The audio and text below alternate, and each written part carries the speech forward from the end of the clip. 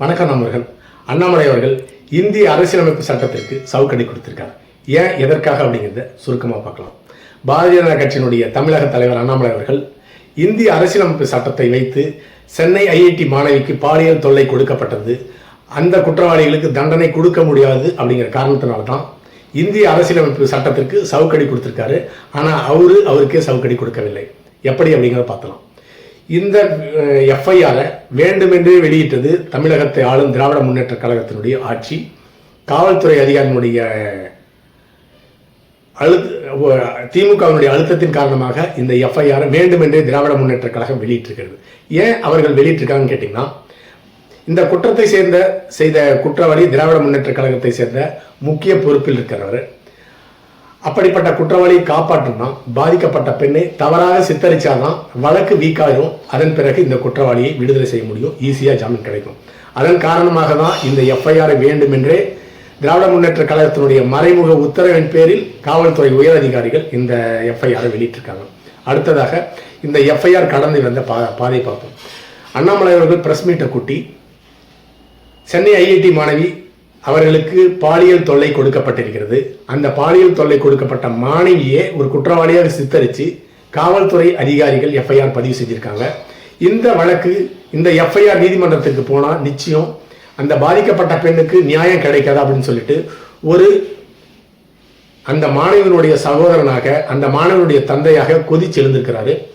ஆளுங்கட்சியும் காவல்துறை அதிகாரிகளும் மிக மோசமாக மனநிலையில வச்சுதான் அப்படின்னு துப்பியிருக்கிறாரு.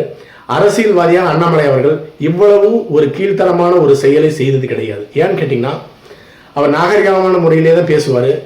ஒரு பெண் பாதிக்கப்பட்டிருக்காங்க, இருந்தாலும் ஆளுங்கட்சியை சேர்ந்த குற்றவாளி அப்படிங்கிறதுனால எவ்வளவு மோசமாக ஆளுங்கட்சி நடந்து கொண்டிருக்கிறது அப்படிங்கிற வெளிப்பாடு தான் தன்னிலை மறந்து அண்ணாமலை அவர்கள் இப்படிப்பட்ட செயலை செய்திருக்கின்றார்.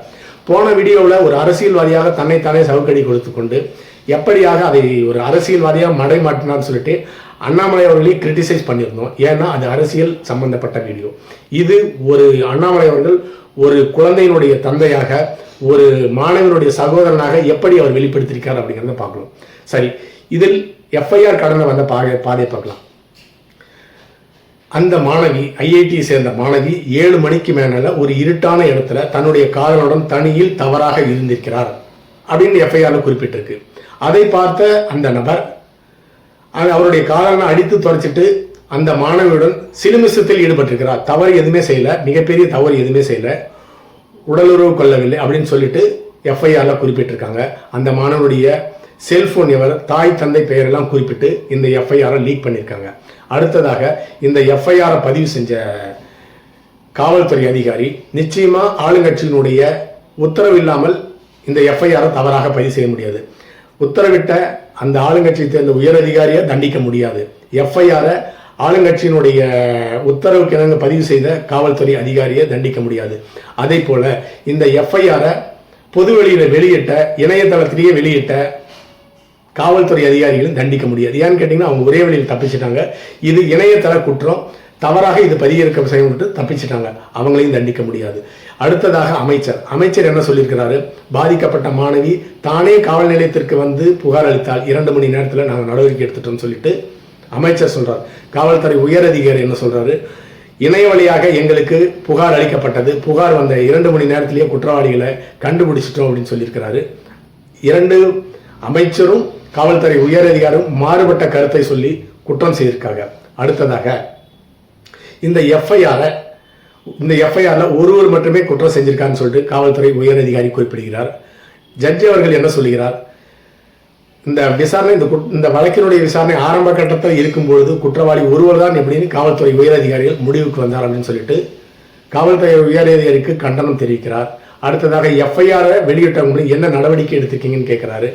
இதற்கு எல்லாமே சரியான பதில் கிடைக்கல ஆளுங்கட்சியிடமிருந்து, காவல்துறையிடமிருந்து. அடுத்ததாக இந்த வழக்கு இவ்வளவு மோசமான நிலைக்கு சென்றதற்கு காரணம் இணைய ஊடகங்கள் தான். இந்த வழக்கை வேண்டுமென்றே இணையத்தில் போட்டு பெருசு பண்ணி இந்த வழக்கை பெருசாகிட்டாங்கன்னு சொல்லிட்டு நீதிமன்றத்தில் ஆளுங்கட்சியை சேர்ந்த வழக்கறிஞர் வாதாடுறாரு. அதற்கு நீதிபதி அவர்கள் இணைய ஊடகங்கள் இருந்தனால்தான் இந்த வழக்கு இவ்வளவு பெரிய இடத்திற்கு சிறை விரைவாக வந்திருக்கிறது, மக்களுக்கு தெரிஞ்சிருக்கிறது. இல்லைன்னா இது மூடி மறைக்கப்பட்டிருக்குன்னு சொல்லிட்டு நீதிபதி அவர்களே குறிப்பிட்டார்.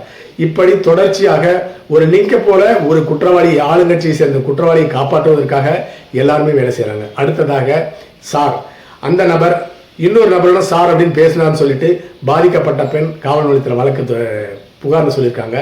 அந்த சார் யாருன்னு கண்டுபிடிக்க முடியல, அந்த சாரையும் தண்டிக்க முடியாது. அடுத்ததாக இந்த வழக்கில் இவ்வளவு ஆதாரங்கள் இருந்தும் குற்றவாளி உடனடியாக விடுதலை செய்யப்பட்டு காவல்துறையால் மறுபடியும் அரெஸ்ட் பண்ணியிருக்காங்க.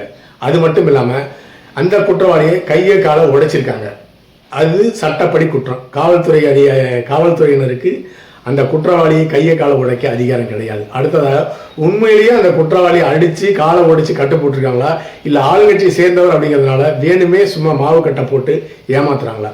இவ்வளவு குற்றம் அடுக்கடாக நடந்திருக்கிறது ஒரு மாணவனுடைய வாழ்க்கையை பாதிக்கும் அளவுக்கு.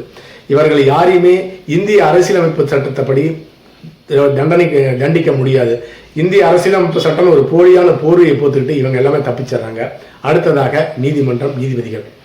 பொள்ளாச்சியில் 100க்கும் மேற்பட்ட மாணவிகளுக்கு பாலியல் தொல்லை குற்றங்கள் கொடுக்கப்பட்டது. அந்த பாதிக்கப்பட்ட மாணவிகளுக்கு 5-6 வருஷம் ஆயிடுச்சு இந்த குற்றம் நடந்தது அண்ணா திராவிட முன்னேற்ற கழகத்தினுடைய ஆட்சியில். அப்பொழுது இந்த குற்றத்தை செய்த அண்ணா திராவிட முன்னேற்ற கழகத்தை சேர்ந்த சக்தி வாய்ந்த அதிகாரம் படைத்தவர்கள் பேசப்பட்டது. ஆனால் இன்னும் அந்த குற்றவாளிகளுக்கு நீதிமன்றம் தண்டனை வழங்கப்படவில்லை. அதே போல ஆர்ஜிகர் கொல்கத்தா மருத்துவமனையில் முதுகலை மாணவி கற்பழித்து கொடூரமாக கொலை செய்யப்பட்டார். ஏராளமான நபர்கள் இதில் சம்பந்தப்பட்டிருந்தும் ஒரு 4-5 பேர் மட்டும்தான் கைது பண்ணியிருக்காங்க. அந்த மருத்துவமனையான டீன், அந்த வழக்கில் எஃப்ஐஆர் பதிவு செய்த காவல்துறை அதிகாரிகள், இந்த 2 பேருமே இப்போ ஜாமீனில் வெளிவந்துட்டாங்க.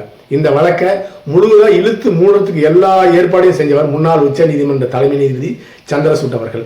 அவர் தான் செமன் அப்படிங்கிற வார்த்தை எடுத்தோடனே நோ நோ நோ, யாருமே இதை பற்றி பேசக்கூடாதுன்னு வழக்கை மூடிறதுக்கு உண்டான அனைத்து வேலையும் செய்கிறார்.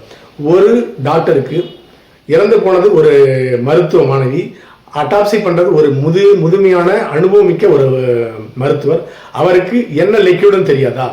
இதை உச்சநீதிமன்ற தலைமை மூடி மறைச்சிட்டு ரிட்டையர் ஆகிட்டு இப்பொழுது பிரதமர் வச்சு விநாயகர் பூஜை நடத்தினார் அவர் வீட்டில். ஆனால் பாதிக்கப்பட்ட மாணவிக்கு ஆதரவாக 125 நாட்களுக்கு மேலாக அந்த மாணவர்கள், மருத்துவக் கல்லூரி மாணவர்கள் போராடிட்டு இருக்காங்க.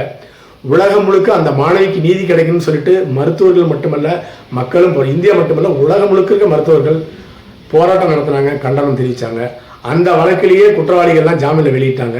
இது சாதாரண வழக்கு. ஐஐடி சேர்ந்த மாணவர்களே இதிலிருந்து போராடவே கிடையாது. அரசியல் அழுத்தம் காரணமாக அந்த மாணவர்கள் குரலே கொடுக்காம இருக்காங்க. அடுத்ததாக மிக மிக முக்கியமாக இந்த வழக்கை வேண்டுமென்றே ஆளுகின்ற திராவிட முன்னேற்ற கழக அரசு காவல்துறையை வச்சு எஃப்ஐஆர் லீக் பண்ணியிருக்கலாம். ஏன்னு கேட்டிங்கன்னா, இந்த எஃப்ஐஆர்ல பாதிக்கப்பட்ட பெண்ணை தவறாக பெண்ணால் சித்தரித்து இந்த வழக்கை குற்றவாளியும் முக்கியமானவர் கிடையாது அப்படின்னு சொல்லிட்டு குற்றவாளியை விட அந்த பெண் தான் பாதிக்கப்பட்டவர் தான் குற்றவாளியை சேர்க்குங்க. இந்த வழக்கை மூடுறதுக்கு அனைத்து வேலையுமே திராவிட முன்னேற்ற கழக அரசு செய்திருக்கிறது. அடுத்ததாக இந்த வழக்கு எப்போ விசாரிக்கப்படும், எவ்வளவு நாளில் விசாரித்து எஃப்ஐஆர் குற்றப்பத்திரிகை நீதிமன்றத்தில் தாக்கல் செய்யப்படும், எவ்வளவு நாளில் விசாரித்து முடிக்கப்படும், இது எதற்குமே விடை கிடையாது. அதனால தான் இதில் சம்பந்தப்பட்ட விரைவாக தீர்ப்பு வழங்காத நீதிபதியும் குற்றவாளி தான். இதில் சம்பந்தப்பட்ட யாரையுமே விரைவாக தண்டிக்க முடியாது அப்படிங்கிற காரணத்தினால தான் தமிழக பாரதிய ஜனதா கட்சி தலைவர் அண்ணாமலை அவர்கள் தன்னைத்தானே சவுக்கில் அடிச்சுக்கல, இந்திய அரசியலமைப்பு சட்டத்தை சவுக்கில் அடித்திருக்கிறார் என்பதுதான் உண்மை.